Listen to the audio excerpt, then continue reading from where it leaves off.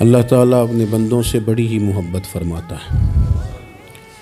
بغیر طلب کے، بغیر دعا کے رزق، مال، اولاد، صحت، عافیت، دوست، احباب، ماں باپ، یہ سب نعمتیں اللہ بغیر طلب کے بندوں کو عطا فرماتا ہے۔ حضور سید عالم علیہ السلام سے صحابہ نے پوچھا، یا رسول اللہ شہید تو بڑے لوگ ہوتے ہیں، شہیدوں میں افضل کون ہے؟ تو اللہ کے حبیب علیہ السلام فرمانے لگے، وہ والا بندہ جو ڈٹ گیا تھا کافروں کے مقابلے میں، وہ ہلا نہیں، پوری طرح ڈٹ کے جو لڑا وہ شہداء میں افضل ہے۔ حضور فرماتے ہیں وہ جنت کے بالا خانوں میں سیر کرے گا اور رب اسے دیکھ کے مسکرائے گا، رب اسے دیکھ کے مسکرائے گا، اللہ تعالیٰ مسکراتا ہے اسے دیکھ کے۔ اور اگلے جملے میں حضور نے وضاحت کر دی، فرمایا جب رب دنیا میں کسی پر مسکراتا ہے نا، تو اس کا معنی یہ ہے کہ قیامت میں پھر اللہ اسے حساب کوئی نہیں لے گا۔ جس پر اللہ دنیا میں مسکرا دیا اس سے کوئی حساب، تو وہ کام ڈھونڈنے چاہیے نا جس سے اللہ مسکرائے۔ نبی کریم صلی اللہ تعالیٰ علیہ وسلم نے ارشاد فرمایا، 3 لوگ ہیں جنہیں دیکھ کے رب مسکراتا ہے۔ یا رسول اللہ صلی اللہ علیہ وسلم وہ کون کون سے؟ تو محبوب فرمانے لگے، ایک وہ بندہ ساری مخلوق سوئی ہے، آدھی رات ہے، رات کا پچھلا پہر ہے، اس نے اٹھ کے وضو کر لیا، مصلی پہ کھڑا ہو گیا خدا کی یاد میں، فرمایا اسے دیکھ کے رب مسکراتا ہے جو اس کی شان کے لائق ہے۔ نبی پاک صلی اللہ تعالیٰ علیہ وسلم فرماتے ہیں جب مسلمان نماز کے لیے صفیں بناتے ہیں نا، ترتیب لگ رہی ہوتی ہے، اب اللہ کی بارگاہ میں کھڑے ہوں گے، قیام کریں گے، رکوع کریں گے، سجود کریں گے، فرمایا جب مومن صفیں بناتے ہیں تو رب دیکھ کے مسکراتا ہے، مسکراتا ہے۔ کمال ہو گئے عروج بندگی کا، جب بندے کو دیکھ کے رب مسکرائے، خدا بندے سے خود پوچھے بتا تیری رضا کیا ہے، مسکراتا ہے۔ اور میرے نبی پاک علیہ السلام فرماتے ہیں جب مجاہد جہاد کے لیے صفیں سیدھی کرتے ہیں، آج تو یہ رب کے نام پہ مرنے ہی آ گئے، یہ صفوں میں کھڑے ہوں گے، ترتیب سے لڑیں گے، ترتیب سے گلا کاٹیں گے کافروں کا یا شہادت لیں گے۔ فرمایا جب جہاد کے لوگ صفیں بناتے ہیں تو رب انہیں دیکھ کے مسکراتا ہے۔ کتنے نصیبوں والا وہ بندہ ہے جسے دیکھ کے مسکرا دیا۔ او یار کبھی تیرا بیٹا تیرے سامنے مسکرائے نا چھوٹا، تو تیرا دل باغ باغ ہو جاتا ہے۔ تیری ماں بیمار کسی ایک دن صحیح طرح ہنس پڑے تو طبیعت خوش ہو جاتی۔ مجھے بتاؤ نا جس کا رب بھی اسے دیکھ کے ہنس پڑے، جو اس کی شان کے لائق ہے، کیا اس بندے کے نصیبیں ہیں، کیا اس کے مقدر ہیں۔ نبی پاک صلی اللہ علیہ وسلم نے فرمایا جب کوئی بندہ توبہ کرتا ہے نا، ہم توبہ کا رٹا لگاتے ہیں، یا اللہ میری توبہ، یا اللہ۔ اور توبہ کا تو مطلب یہ ہے کہ پچھلے گناہوں سے پکی توبہ، آج کے بعد یہ غلطی نہ کرنے کا پکا وعدہ۔ تو نے ساری شب برات رو کے گزاری ہے، بتا سویرے جھوٹ جوڑنے کا ارادہ ہے تیرا؟ آج کے بعد رشوت تو نہیں نہ لے گا، ملاوٹ تو نہیں نہ کرے گا، یہ توبہ ہے۔ اور اگر سارے کام اسی طرح کرنے تو پھر یہ توبہ کا رٹا ہے، اور جتنا مرضی لگاؤ۔ حضرت علی بن ربیعہ رضی اللہ تعالیٰ عنہ فرماتے ہیں میں مولا علی کے ساتھ تھا، مقام حرہ کی طرف جا رہے تھے، حضرت علی نے ہاتھ اٹھا کے دعا مانگی ہماری تعلیم کے لیے، ورنہ حضرت علی ہم صحابہ کو محفوظ عن الخطا تو مانتے ہیں نا، ہاتھ اٹھا کے کہا اے اللہ ہمارے گناہ بخش دے، تیرے علاوہ کوئی معاف کرنے والا نہیں۔ اور پھر حضرت علی آسمان کی طرف دیکھا اور دیکھ کے نا حضرت علی بن ربیعہ کو تو مسکرائے۔ حضرت علی بن ربیعہ کہنے لگے حضور مسکرائے کیوں ہو؟ فرمانے لگے ایک دن میں حضور کے ساتھ اسی طرح آیا تھا، اسی طرح حضور نے دعا فرمائی تھی ہماری تعلیم کے لیے، اور پھر حضور مجھے دیکھ کے مسکرائے تھے، اور فرمایا جب کوئی بندہ رب کی بارگاہ میں اس طرح استغفار کرتا ہے تو رب مسکراتا ہے، اور مسکرا کے فرماتا دیکھ لو میرے بندوں کو پتا ہے کہ میرے علاوہ معاف کرنے والا کوئی نہیں، انہیں پتا ہے، تم اس کی بارگاہ میں رجوع تو لاؤ، آؤ تو صحیح دو آنسو لے کر۔ اقبال کہتے ہیں کہ موتی سمجھ کے شان کریمی نے چن لیا، قطرے دو گرے میرے ار کے انفال کے، 2 میں نے آنسو بہائے تھے تو اس کے کرم نے تو موتی سمجھ کے چن لیے۔ سنو نا حضور اس استغفار کو، اللہ کو یار رات کو توبہ کر کے سونا چاہیے ہمیں، کچھ غلطیاں ہم کرنا نہیں چاہتے پر ہم سے ہو جاتی ہیں، کچھ دل ہم توڑنا نہیں چاہتے پر وہ ٹوٹ جاتے ہیں، ہماری مجبوری ہوتی ہے ٹوٹ جاتے ہیں۔ رات کو اس کی بارگاہ میں ہاتھ باندھ کے کشکول طلب دراز کر کے خوب استغفار پڑھنا چاہیے کہ مالک بندے ہیں نا، کیا کریں، نفس کا ساتھ ہے، دنیا کا ساتھ ہے، خواہشات نفسانیہ، مالک معاف کر دے۔ درد سے توبہ، رسم نہ ہو، کہانی نہ ہو، لفظ نہ ہو، جملے نہ ہوں، اور جناب ایسے لوگوں کے بیچ بڑے ہاتھ باندھ کے اور بڑا کوئی ضرورت نہیں، آپ اکیلے اپنی چارپائی پہ بستر کے اندر منہ دے کے بھی درد سے کہیں گے نا معاف کر دے تو وہ تو مہربانی بڑا ہے۔ میرے نبی پاک صلی اللہ علیہ وسلم مثال دیتے ہیں، فرمایا ایک آدمی صحرا میں جا رہا ہے، صحابہ سے حضور خطاب کر رہے ہیں، فرمایا ایک آدمی صحرا میں جا رہا تھا، اس نے اپنی اونٹنی پہ کھانا پانی پیسے ہر چیز رکھی ہوئی تھی، صحرا تھا بہت بڑا، درمیان صحرا کے گیا تو تھوڑا سا سستانے کے لیے آرام کرنے کے لیے اونٹنی سے نیچے اترا۔ اب اس نے اونٹنی کی لگام، اونٹنی کی نکیل اپنے سرہانے کے نیچے رکھی، ہاتھ کے ساتھ پکڑی اور سو گیا۔ تھوڑی ہی دیر کے بعد جب اس کی آنکھ کھلی تو دیکھا اونٹنی غائب ہے۔ صحرا میں وہ پیدل نہ آگے جا سکتا ہے، نہ پیچھے جا سکتا ہے، نہ دائیں نہ بائیں، کھانے کو روٹی نہیں، پینے کو پانی کا قطرہ نہیں، تھوڑا ادھر بھاگا ادھر بھاگا، تھک گیا۔ کریم محبوب فرماتے ہیں وہ پوری طرح نڈھال ہو گیا اور مایوس ہو گیا، معاذ اللہ، مایوس ہو کے دوبارہ اسی جگہ آ کے لیٹ گیا جہاں پہلے لیٹا تھا، انتظار کرنے لگا کہ اب موت ہی آئے گی، آخری وقت ہے، اب نہ میں پیدل یہ صحرا کراس کر سکتا ہوں، نہ پیچھے جا سکتا ہوں، نہ کھانا ہے نہ پانی ہے، سوائے موت کے کوئی سہارا نہیں۔ حضور فرماتے ہیں وہ رستے میں دوبارہ لیٹ گیا، اچانک اس نے رخ بدلا تو اونٹنی سامنے کھڑی تھی۔ حضور نے صحابہ سے پوچھا بتاؤ نا اسے بھلا کتنی کو خوشی ہوگی؟ یا رسول اللہ جسے نئی زندگی مل گئی ہے۔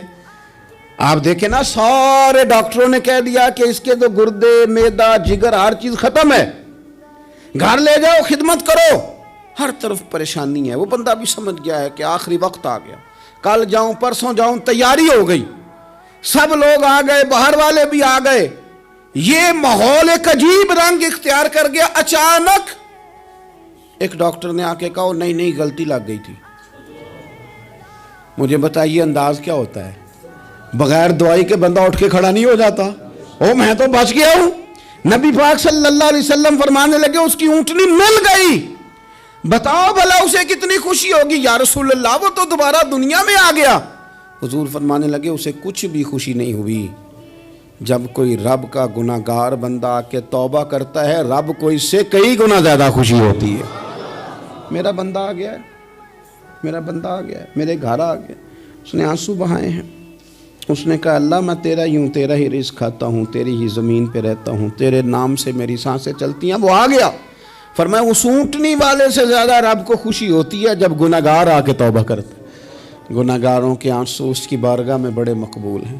حضرت حسن بصری رحمۃ اللہ تعالیٰ علیہ ارشاد فرماتے ہیں کہ میں دریا کے کنارے گیا تو وہاں میں نے ایک شخص کو دیکھا، وہ اپنی ایک خاتون کی گود میں سر رکھ کے بیٹھا اور قریب ایک بوتل بھی پڑی ہے۔ میرے دل میں معاذ اللہ خیال آیا کہ دیکھو کس انداز میں ایک عورت کے ساتھ یہ ہے اور پاس بوتل بھی پڑی ہے، جانے شراب ہے۔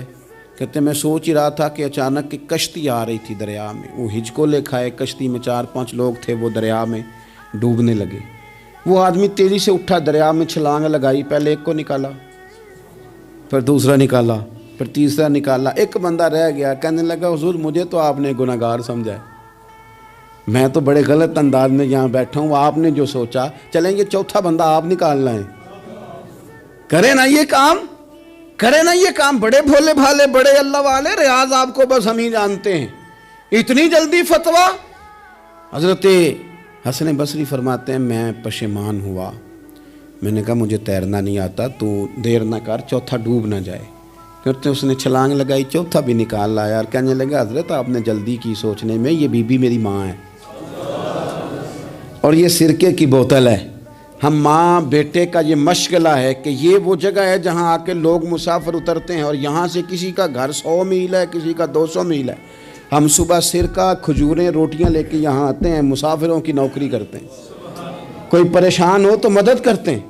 حضرت خواجہ حسن بصری فرماتے ہیں میں نے معافی مانگی، ان سے بھی مانگی، رب سے بھی مانگی، انہوں نے مانگ لی نا بزرگ تھے پر ہم کو نہیں تیار مانگنے کو. ہم ہر وقت بدگمانیاں وہ فلانے جرم کرتا تھا میں اسے اب کیسے نیک مان لوں. بھئی اب وہ نمازی ہے, خدا کے گھر آتا جاتا ہے, اب اللہ کی بارگاہ میں حاضر ہوتا ہے, جب رب نے معاف کر دیا تو بھی سوچ بدل جا. سنیں حضور کیا فرماتے ہیں. نبی پاک صاحب العلاق صلی اللہ تعالی علیہ وسلم فرماتے ہیں, مسند امام احمد بن حنبل دیکھیے, فرمایا رب اس وقت بڑا ہی مسکرائے گا جب قاتل بھی جنت میں جائے گا, مقتول بھی جنت میں جائے گا. یا رسول اللہ مقتول تو گیا, یہ قاتل کیسے چلا گیا؟ حضور فرماتے ہیں جائے گا, اور جائے گا اور رب مسکرائے گا جو اس کی شان کے لائق ہے. یا رسول اللہ کس طرح؟ تو نبی پاک صلی اللہ علیہ وسلم فرمانے لگے اس نے ایک مومن کو قتل کیا تھا, وہ شہید ہو کے جنت میں چلا گیا. اب اللہ نے بعد میں اسے توبہ کی توفیق دے دی. پہلے اس نے کلمہ پڑھا, پھر یہ میدان میں اترا, کافروں سے لڑا, یہ شہید ہوا, رب نے اسے بھی جنت دے دی. قاتل بھی جنت میں, مقتول بھی جنت میں. اور بات اتنی انوکھی ہے کہ رب دیکھ کے مسکرا رہا ہے جو اس کی شان کے لائق ہے. نبی پاک صلی اللہ علیہ وسلم کے پاس مہمان آ گیا, بخاری مسلم ہے. حضور نے ازواج مطہرات کے گھروں میں پیغام بھیجا, کچھ چیز ہے ضیافت کے لیے؟ یا رسول اللہ کچھ بھی نہیں, یہ دو جہاں کے شاہ ہیں اور پاس کچھ رکھتے نہیں, دو جہاں کی نعمتیں ہیں ان کے خالی ہاتھ میں. یا رسول اللہ کوئی چیز بھی نہیں. حضور نے صحابہ کے مجمع پہ نظر ڈالی, یا رسول اللہ صلی اللہ علیہ وسلم حکم ہو. تو حضور فرمانے لگے تم میں سے کوئی بندہ ہے جو اسے گھر لے جائے روٹی کھلائے؟ ایک صحابی اٹھے فوراً, حضور میں لے کے جاتا ہوں کھانا کھلاتا ہوں. فرماتے ہیں میرے گھر میں صرف بچوں کا کھانا تھا, یہ نہیں کہ فریزر بھرا ہوا ہے نعمتوں سے, صرف بچوں کا کھانا. یہ نہیں کہ کسی کو دیکھ کے اپنی ہنڈیا پہ برتن دے لیا, صرف بچوں کا کھانا. کہتے ہیں گھر گیا, بیوی سے کہا کیا کیفیت ہے؟ کہنے لگی بچوں کی روٹی ہے. میں نے کہا بچے سلا دے, صبح ناشتہ کر لیں گے. تو کہنے لگی آپ کیا کھائیں گے؟ تو میں نے کہا نہ میں کھاؤں گا نہ تو کھائے گی, مہمان جو نبی پاک کا ہے. کہا اچھا, اب ذرا تجویز دیکھو میاں بیوی کی سوجھی آپس میں. کہتے ہیں کھانا لگا دینا, کیونکہ ایک آدھ بندے کا کھانا ہے. اپنی غربتوں کا ہر جگہ اظہار کرنا, رونا. یہ دیکھو غربت کیسے چھپائی جا رہی. اس کو کہا نہیں کہ چل تو تھوڑا رحم کھا, تو آیا ہے تو تھوڑا رحم کھا, یہ نہیں کہا. کہا اٹھ کے نا تو کھانا رکھنا, اور اٹھ کے نا چراغ ٹھیک کرنے کے بہانے بجھا دینا. ہم دنیا والوں کے سامنے کیوں اپنے دکھ بیان کریں؟ ہم جو کہیں گے رب رسول کی بارگاہ میں کہیں گے. تو نا چراغ ٹھیک کرنے کے بہانے. اہلیہ اٹھی, کھانا دینے کے بعد چراغ ٹھیک کرنے کے بہانے بجھا دیا. خامد بھی ہاتھ چلاتے رہے, بیوی کبھی برتن رکھتی کبھی اٹھاتی, پتہ چلے کہ کھانا کھا رہے ہیں, کھانا کھایا جا رہا ہے. کہتے ہیں مہمان پیٹ بھر کے کھانا کھا گیا. یہ کام ہوا رات کے اندھیرے میں, اس وقت ہوا جب چراغ بھی بند تھا, اس وقت ہوا جب کوئی دیکھنے والا نہیں تھا, کسی پڑوسی کو بھی خبر نہیں تھی. فرماتے ہیں صبح کے اجالے میں اس مہمان کو لے کے مسجد نبوی میں نے قدم رکھا تو نبی کریم نے فرمایا رات جو تم نے کام کیا ہے نا اسے دیکھ کے میرا رب بڑا مسکرایا ہے, اللہ بڑا مسکرایا ہے. اللہ تر دامنی پہ شیخ ہماری نہ جائیے, ہم دامن نہ چھوڑ دیں تو فرشتے وضو کریں. یہ شان ہے صحابہ کی. نبی کریم علیہ السلام نے فرمایا رب رات مسکرایا تیرا یہ انداز دیکھ کے, اور اس نے قرآن نازل کیا وَيُؤْثِرُونَ عَلَىٰ أَنفُسِهِمْ وَلَوْ كَانَ بِهِمْ خَصَاصَةٌ. کچھ لوگ وہ ہیں جنہیں بڑی بھی ضرورت ہو تو دوسروں پر اثار کر دیتے ہیں, قربانی دے دیتے ہیں. رب مسکرایا ہے. حضرت ابو طلحہ, حضرت طلحہ رضی اللہ تعالیٰ عنہ صحابی تھے, ان کا وصال ہو گیا تو حضور نے دعا بھی دی. فرمایا یا اللہ جب میرا طلحہ ہے نا تو اس سے مسکرا کے بات کرنا, یہ تجھ سے مسکرا کے بات کرے جو تیری شان کے لائق ہے. تو اللہ تعالیٰ غائب درجے راضی ہوتا ہے. ایک دفعہ پھر بات دہراتا ہوں, جو میدان میں ڈٹ کے شہید ہو رب اسے دیکھ کے مسکراتا ہے جو اس کی شان کے لائق. جو توبہ صحیح کریں سچی کریں رب انہیں دیکھ کے مسکراتا ہے جو اس کی شان کے لائق ہے. جو نماز کے لیے صفیں بنائے رب انہیں دیکھ کے مسکراتا ہے. جو جہاد کے لیے صفیں بنائے رب دیکھ کے مسکراتا ہے. جو لوگ صبح پچھلے پہر اٹھ کے عبادت کریں رب انہیں دیکھ کے مسکراتا ہے. اور جو کبھی کبھی بھوکے رہ کے دوسروں پر قربان کر کے اثار کر دیں رب انہیں دیکھ کے مسکراتا ہے. بہت بڑی فضیلت ہے. اللہ ان سارے کاموں میں سے کسی ایک کام پہ ہمیں بھی لگا دے تاکہ یہ بڑی فضیلت اللہ تعالی ہم گناہگاروں کے حصے میں بھی فرما دے. آخر دعوانا ان الحمد للہ رب العالمین.